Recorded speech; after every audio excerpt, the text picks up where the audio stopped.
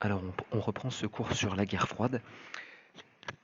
Vous avez bien compris qu'avec la crise de Cuba, on est vraiment à l'apogée de la guerre froide. S'ouvre donc une nouvelle période à partir de la fin de 1962, début de 1963, qu'on appelle la détente. Détente parce que on va avoir une période où les tensions entre les États-Unis et l'Union soviétique sont un tout petit peu moins fortes et où on va tenter de normaliser un petit peu les rapports entre l'Est et l'Ouest. Pour autant, un certain nombre de tensions vont naître tant dans le domaine sportif que dans le domaine culturel, que dans le domaine politique évidemment.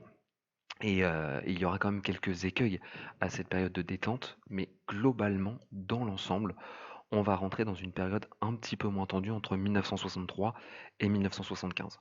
On verra un petit peu plus tard qu'à partir de 1975, on a de nouveau finalement une nouvelle période de tension assez forte. Voilà. Reprenons sur l'Allemagne, parce que c'est important. Après 1962, très, très vite finalement, le président Kennedy va faire un discours à Berlin qui est extrêmement marquant, extrêmement important, puisque juste devant le mur de Berlin, Kennedy prend la parole et réaffirme sa volonté de protéger le modèle allemand et le modèle libéral démocratique devant Berlin. C'est le texte qui s'affiche hein, et on va le lire ensemble. Le texte intitulé Ich bin ein Berliner, je suis un Berlinois, pour faire simple. Notre démocratie n'est pas parfaite. Cependant, nous n'avons jamais eu besoin, nous, d'ériger un mur pour empêcher notre peuple de s'enfuir. Le mur fournit la démonstration de la faillite du système communiste. Nous n'éprouvons aucune satisfaction en voyant ce mur, car il constitue, à nos yeux, une offense à l'humanité. La population de Berlin-Ouest peut être certaine qu'elle a tenu bon pour la bonne cause sur le front de la liberté pendant près de 20 ans. Tous les hommes, libres, où qu'ils vivent, sont citoyens de cette ville. C'est pourquoi, en tant qu'homme libre, je suis fier de dire Ich bin ein Berliner. Donc d'après Kennedy, un président des États-Unis, discours à l'hôtel de ville de Berlin-Ouest le 26 juin 1963. Donc à peine presque 6 mois, 7 mois après la crise de Cuba, Kennedy se permet ce discours. Il n'aurait pas pu se permettre ce discours quelque temps auparavant, ça aurait été impossible, ça aurait été vu comme un affront par l'Est. Regardez ne serait-ce que la position de Kennedy, il est vraiment au-dessus du mur, on a installé une estrade pour qu'il puisse finalement contempler l'Est, ou plutôt que l'Est puisse contempler Kennedy en train de prononcer ce discours. Ce discours qui appelle encore à la défense de la démocratie, à la défense de la liberté face à un système d'oppression, celui du système soviétique. Donc on a là encore hein, une guerre, mais une guerre plutôt idéologique, une guerre dans les mots, mais Berlin reste un enjeu. Et d'ailleurs, Kennedy en appelle à ce que Berlin soit toujours considéré comme cette ville, ce symbole de liberté qu'il faut à tout prix défendre. Et c'est pour ça qu'il en appelle quelque part à la population mondiale à se sentir berlinois et berlinoises euh, en tant que défenseur de la démocratie. C'est un peu un je suis Charlie après les attentats de Charlie Hebdo, mais en mode guerre froide, même si là je fais un anachronisme volontaire pour que vous compreniez bien un petit peu la situation de tension. Donc Berlin, ça se calme un petit peu et on verra qu'il y aura même une normalisation des rapports. Pour autant, la guerre froide n'est pas terminée et dans d'autres parties du monde, dans d'autres sphères du monde, les combats restent extrêmement tendus. Voilà. Avec le discours de Kennedy, Berlin et l'Allemagne est bien représenté comme un lieu d'affrontement idéologique. Mais les affrontements dans la guerre froide, durant la guerre froide, ce ne sont pas que des conflits idéologiques. Si vous reprenez la carte de la slide là, on va s'intéresser maintenant au Vietnam. Hein. Donc vous voyez un petit peu où c'est, Philippines, juste en dessous, le conflit au Vietnam. Parce que très vite, même si on est sous une période de détente, un conflit éclate au Vietnam et les Américains vont soutenir ce conflit. Donc vous voyez, hein, donc ici on a la propagande communiste contre l'intervention américaine parce que on a une insurrection communiste soutenue par la Chine, du Nord-Vietnam communiste, hein, soutenu par le leader nord-vietnamien, c'est Ho Chi Minh, Et les États-Unis vont intervenir militairement dans ce conflit et soutenir les Sud-Vietnamiens contre l'invasion des leaders communistes nord-vietnamiens. Voilà. Pourquoi le font-ils? Parce qu'ils sont toujours dans cette doctrine de l'endiguement, doctrine érigée donc par Truman, on l'avait déjà vu ensemble, et ils ne veulent absolument pas qu'un nouvel État, soutenu par la Chine, devienne communiste. Mais on est bien d'accord, c'est soutenu par la Chine et non pas par l'URSS. Il y a une rupture entre la Chine et l'Union soviétique, même si les deux sont communistes. Donc la Chine soutient le Nord-Vietnam qui a une insurrection communiste. Voilà. Et donc on a une guerre extrêmement violente. La guerre du Vietnam va être extrêmement violente. D'ailleurs, elle a inspiré énormément de films et elle va durer de 1963 à 1975. Ça va être un moment extrêmement particulier, extrêmement fort aussi de la guerre froide, avec un interventionnisme américain massif, avec un envoi de troupes massif, plusieurs centaines de milliers de soldats et de jeunes Américains qui vont être envoyés au Vietnam. Ce qui est important dans la guerre du Vietnam, c'est qu'on est autant face à une guerre dite conventionnelle entre l'armée sud-vietnamienne et l'armée nord-vietnamienne, et donc américaine bien évidemment, mais on a aussi toute une phase d'un conflit asymétrique, d'une insurrection, d'une forme de guérilla, et c'est tout l'intérêt du texte que vous voyez projeté, donc qui était paru au Monde en 72, et qui vous explique. Si vous quittez Saigon, capitale du Sud-Vietnam, vers le sud-ouest, une autre guerre vous attend. Une guérilla d'escarmouches et d'embuscades, un décor de petits postes abandonnés ou détruits, de villages perdus un jour et repris le lendemain, de hameaux qui changent parfois de main la nuit.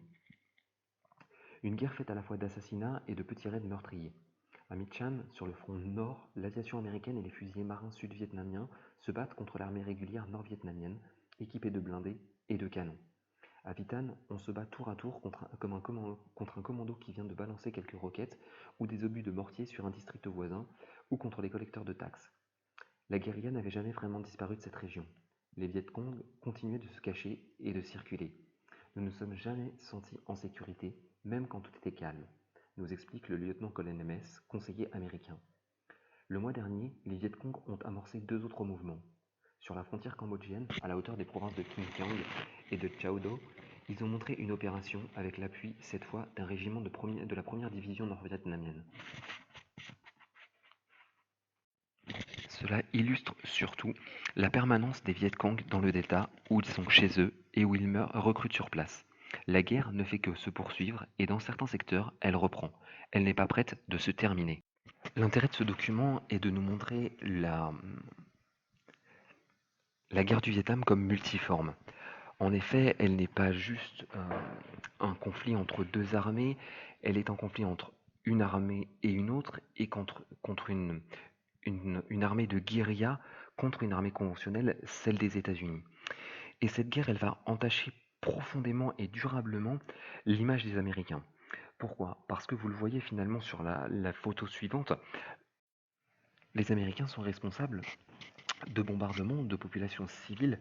Là, vous avez la photo d'un bombardement américain sur un village vietnamien au napalm, donc un gaz incendiaire extrêmement meurtrier qui est fait pour chasser la guérilla, mais qui tue aussi énormément de civils.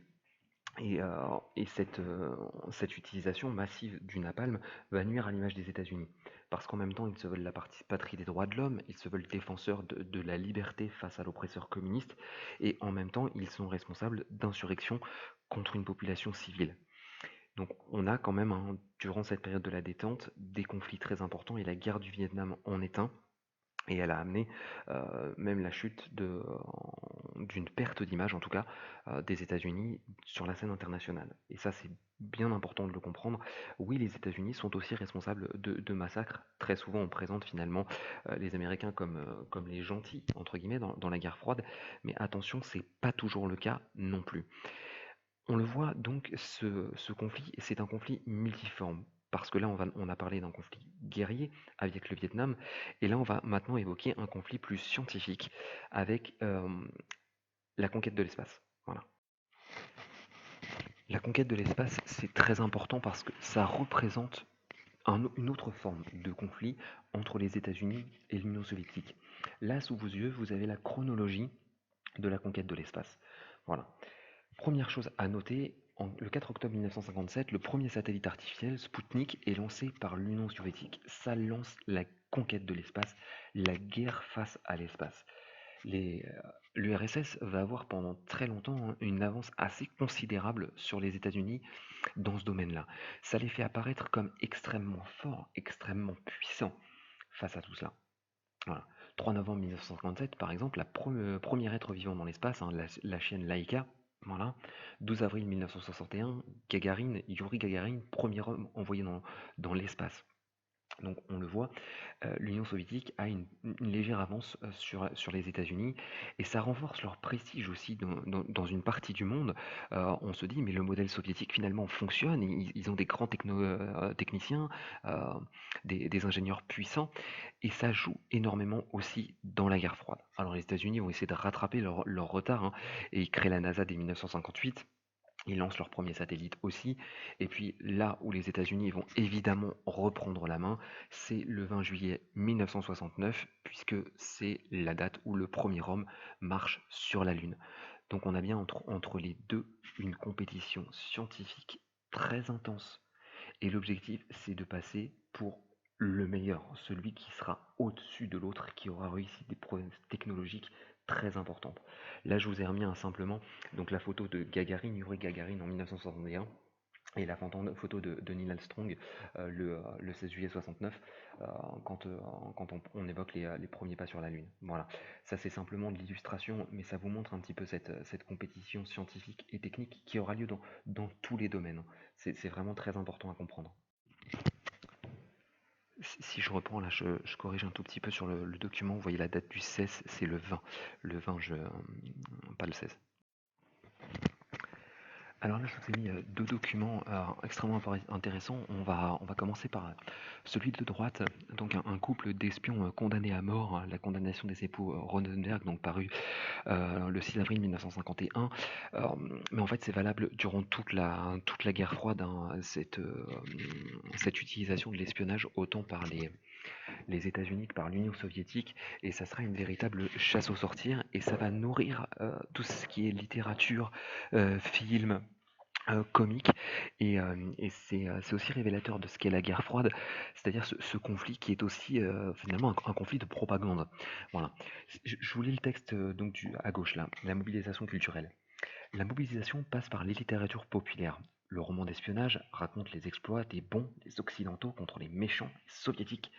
À peine entré dans le langage courant, le rideau de fer donne son nom en 1948 à un film de Hollywood.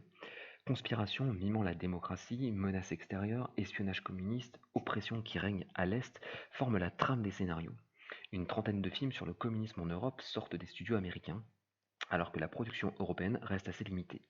C'est par centaines que ces films envahissent les écrans en Europe. En Allemagne, aux Pays-Bas, en Belgique, en Grèce, ils dominent le marché.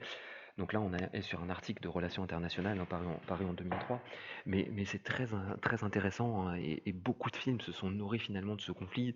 Si vous prenez James Bond, je suis persuadé que vous connaissez James Bond, une bonne partie des James Bond sont finalement créés pendant la guerre froide et représentent l'affrontement Est-Ouest.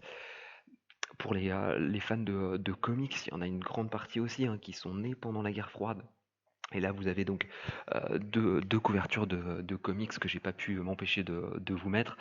Donc un Hulk qui se bat contre les super vilains soviétiques, et de l'autre côté un Thor rattrapé par les méchants, donc the Reds, donc les rouges, les communistes, hein. On est vraiment dans cette logique-là. Et vous voyez que même dans la littérature de jeunesse, parce que les comics au départ c'est plutôt fait pour les jeunes adultes ou les ados, on est dans cette logique d'affrontement Est-Ouest, donc dans les films. Et d'ailleurs, ça sera aussi le cas avec Rocky. Donc Rocky, ce qui est intéressant, c'est que là, on est sur un film qui est entre guillemets lié à l'univers de la boxe, mais vous en avez un qui est très très très important pour la guerre froide. Alors évitez d'utiliser ça comme exemple pour le brevet, mais ça me permet de vous faire comprendre un petit peu ce que c'est. Donc la guerre froide offre une idéologie simpliste, hein, ça on l'a compris depuis le débat, hein, c'est en gros c'est eux contre nous, c'est les gentils contre les méchants. Et dans le film Rocky IV, sorti en 1985, hein, c'est ce que vous voyez en haut de l'écran, le boxeur Rocky Balboa se bat contre un boxeur venu de l'URSS. Alors, Drago, qui est super musclé, qui est plus grand, qui est plus fort, qui est dopé aux stéroïdes.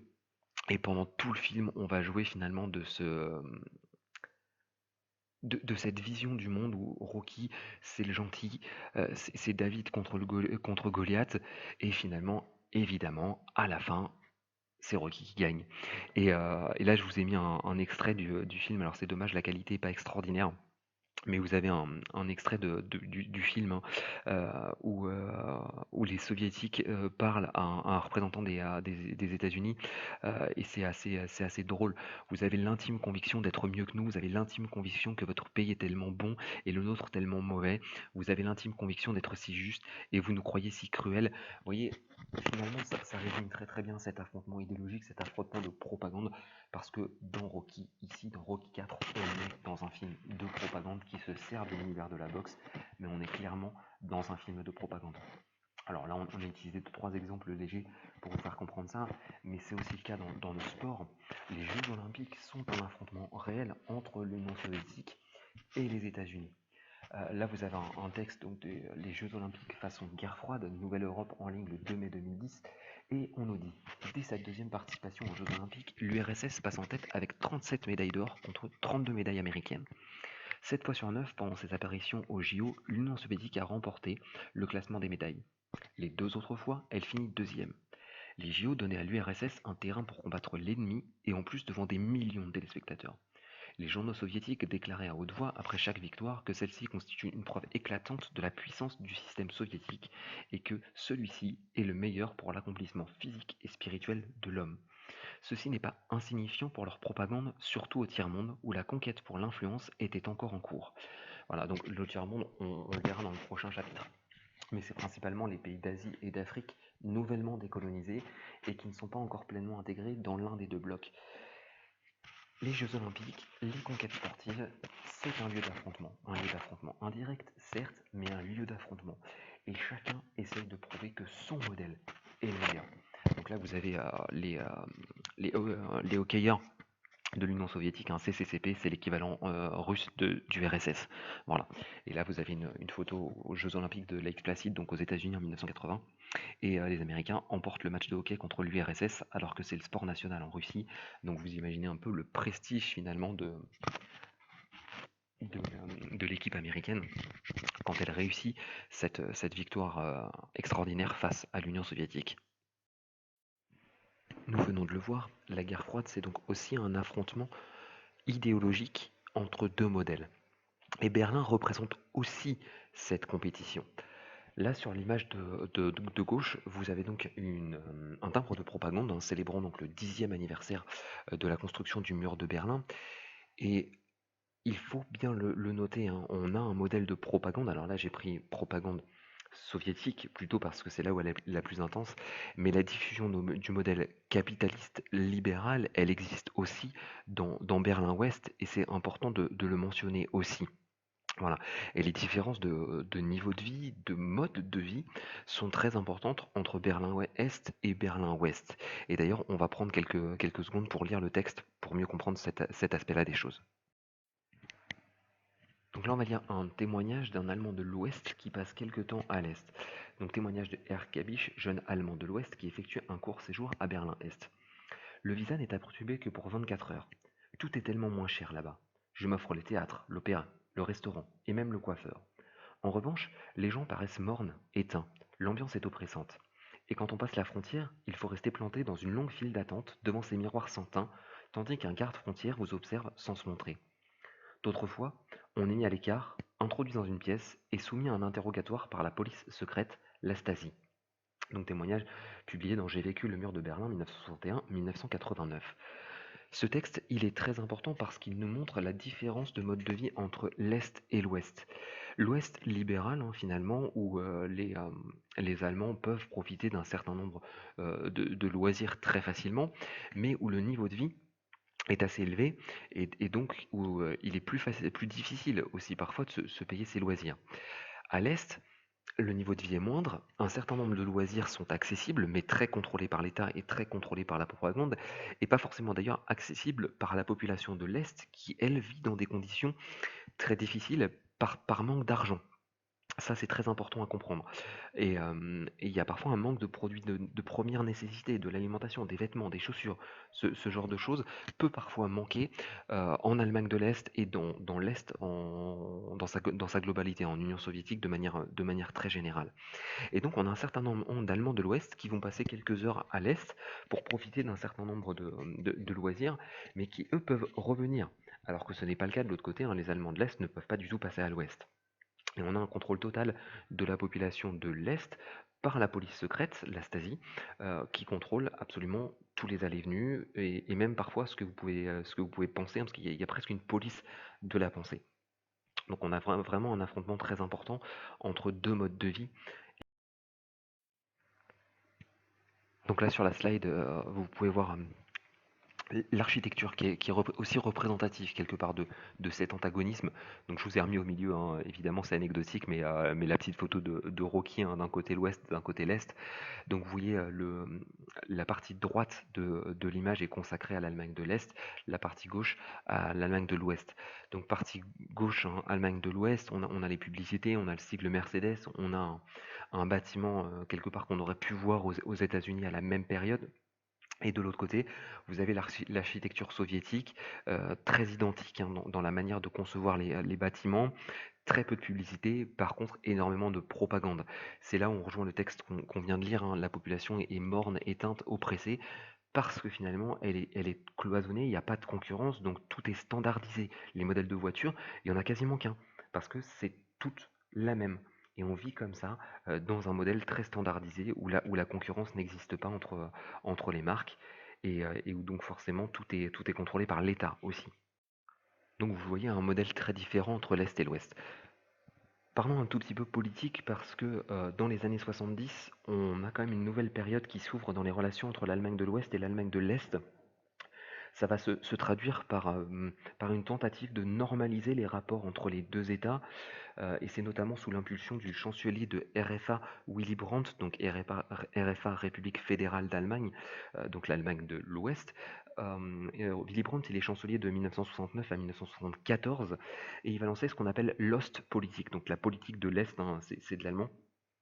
Cette politique, elle vise vraiment à essayer d'instaurer un dialogue entre l'Est et l'Ouest, et ça va se traduire notamment en 1973 par la reconnaissance des frontières, donc la reconnaissance des deux États, ce qui n'avait pas été le cas jusque-là. Et en 1973, les deux Allemagnes, donc RFA et RDA, entrent à l'ONU. Donc on voit quand même une tentative d'essayer de renouer le dialogue, d'avoir des relations plus saines, et ça va permettre quand même quelques avancées pour l'Allemagne. Alors, quittons un tout petit peu l'Allemagne, reprenons un petit peu de hauteur et voyons ce qui se passe au niveau mondial.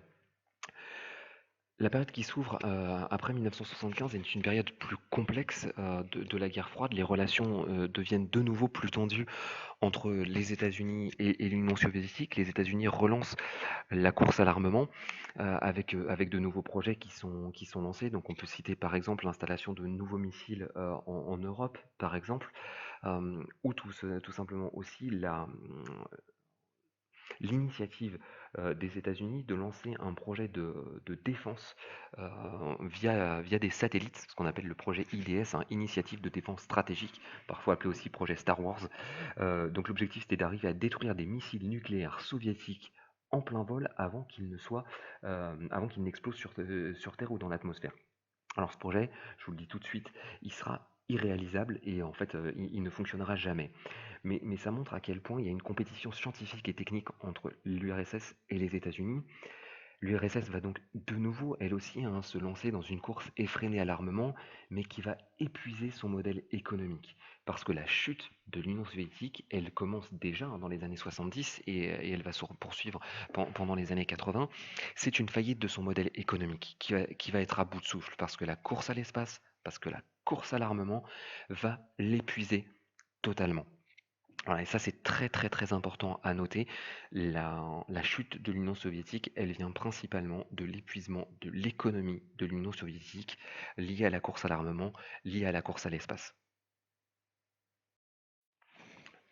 Une nouvelle date importante, c'est la date de 1979. En 1979, l'URSS envahit l'Afghanistan pour soutenir le gouvernement communiste. Donc on a un nouvel affrontement qui se déclare. Et les États-Unis, eux, vont soutenir les combattants afghans contre les communistes. Donc on a une nouvelle, finalement, escalade de la violence, un nouvel affrontement indirect entre les États-Unis et l'Union soviétique. Et ça, c'est très important aussi.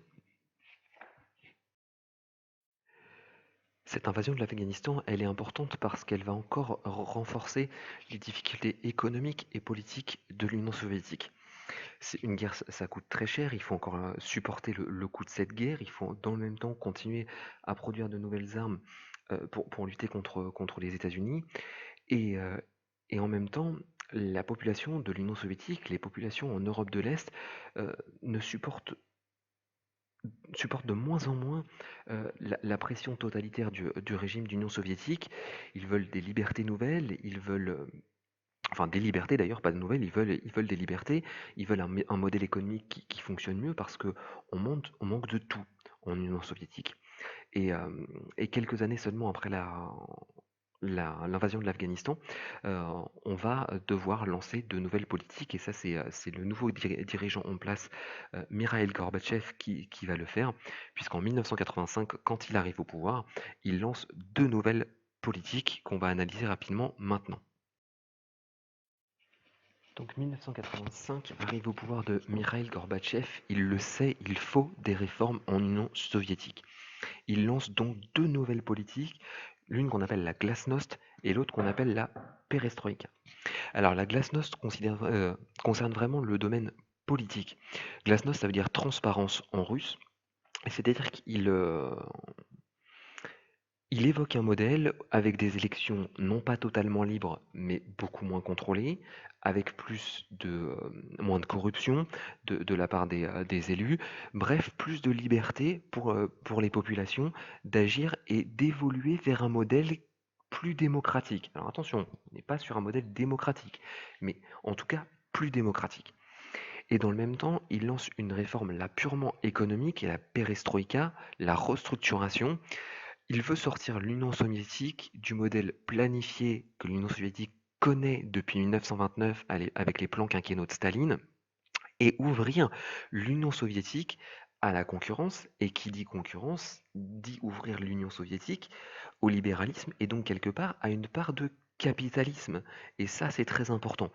On voit donc que Gorbatchev, hein, par ces deux politiques qu'il lance, Glasnost et Perestroïka, tente de faire évoluer l'Union soviétique. Il veut essayer de préserver ce qu'est l'Union soviétique, mais en adaptant un petit peu ce modèle pour mieux correspondre et essayer de le faire perdurer.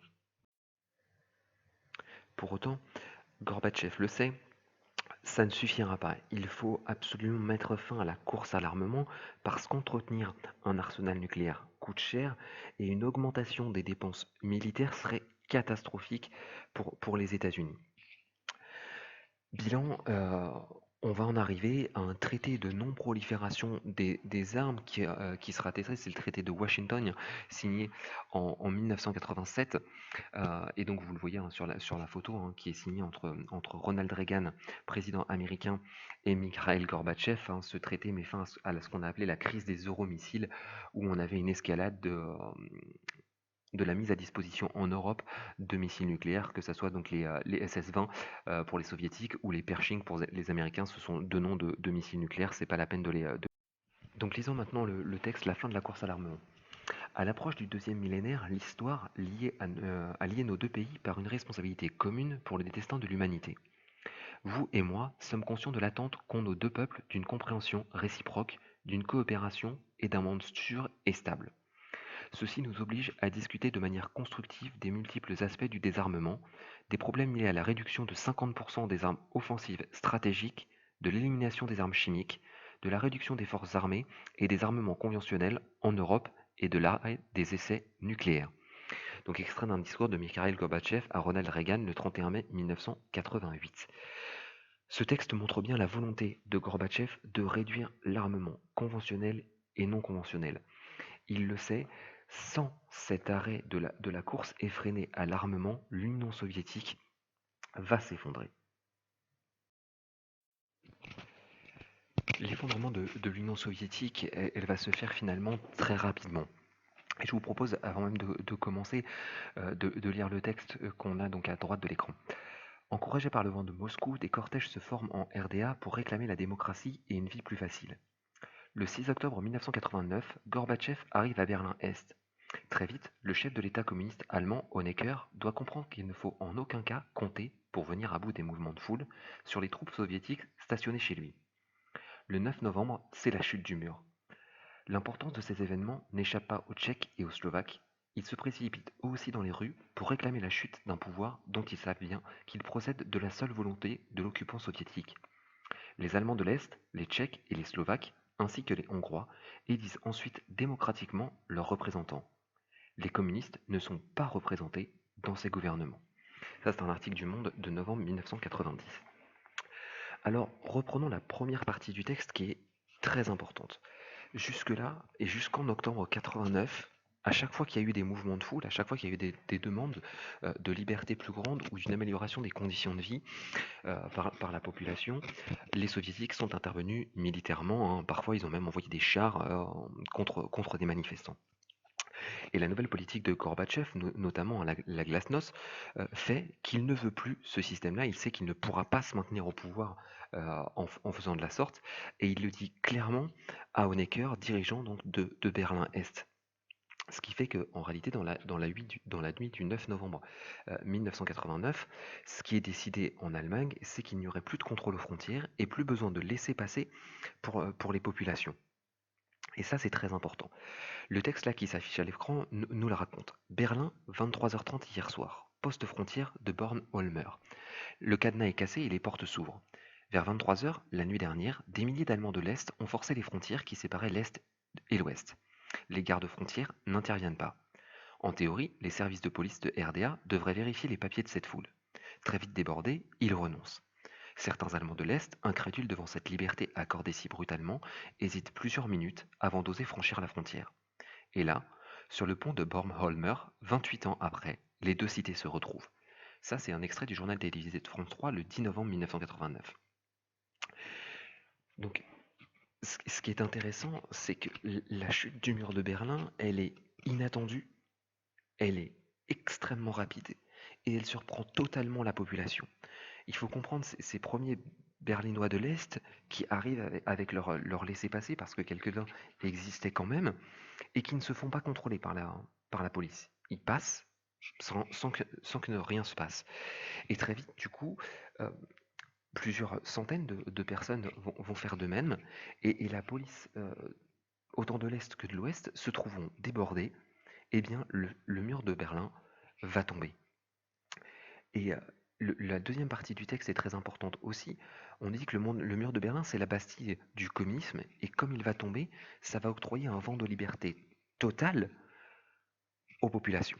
Donc là, je vous ai remis finalement des photos, hein, de la chute du mur de Berlin, donc avec des photos de Berlin-Est, de Berlin-Ouest, et, la date donc, du 9 novembre 89, hein, chute du mur de Berlin et ouverture de la frontière entre les deux Allemagnes. Jusque-là, donc c'était 155 km de mur, hein, 14 000 gardes-frontières, environ 5000 évasions réussies, et quand même 136 fugitifs au moins qui ont été abattus, mais c'est probablement plus. Voilà. Il faudra par contre attendre le 3 octobre 90 pour qu'il y ait une réunification totale de l'Allemagne. Mais ce qui se passe, c'est comme la frontière qu'était Berlin saute, bon nombre de populations d'Europe de l'Est, sous joug soviétique, vont faire de même. Et le rideau de fer va s'effondrer. Voilà.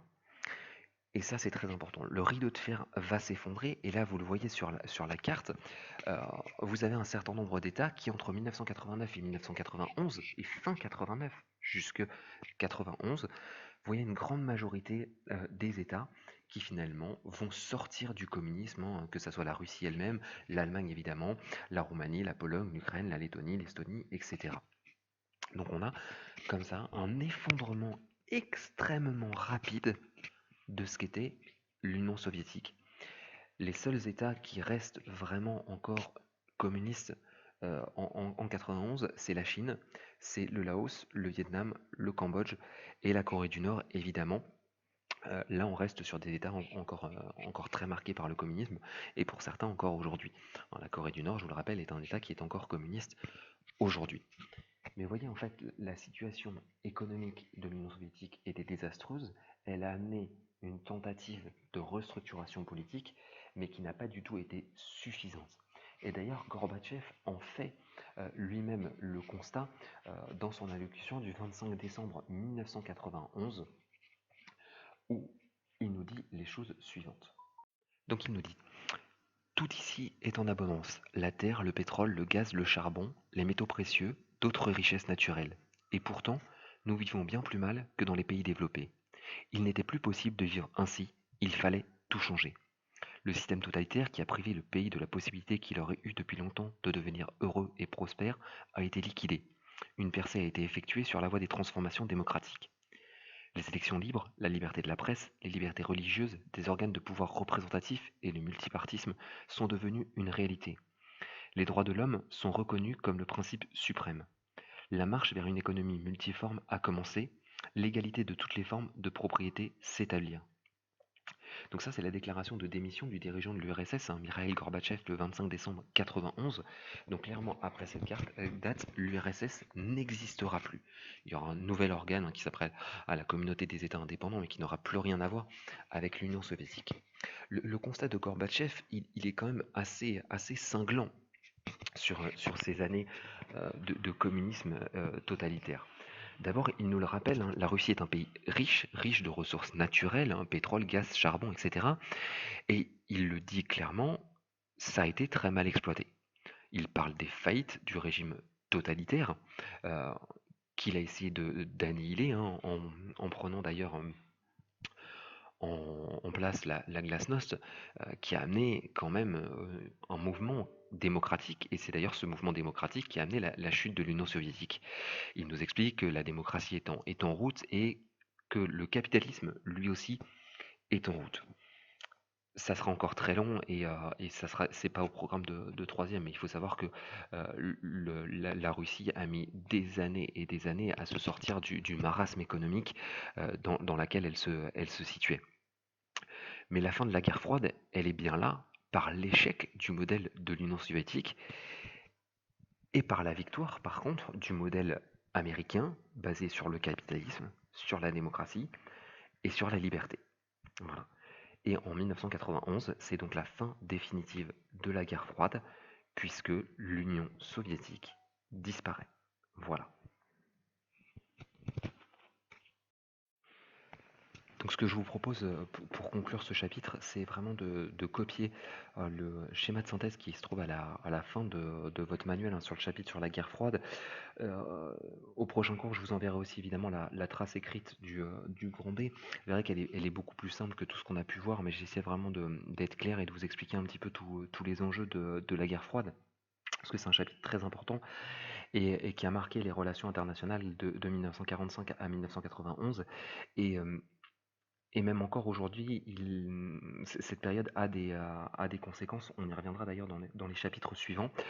Voilà, donc pour le prochain cours, je vous donnerai aussi quelques petits exercices pour voir un petit peu si vous avez compris. Donc on passera probablement encore une heure là-dessus et je vous demanderai un petit peu de travail pour être sûr que ce chapitre a bien été compris.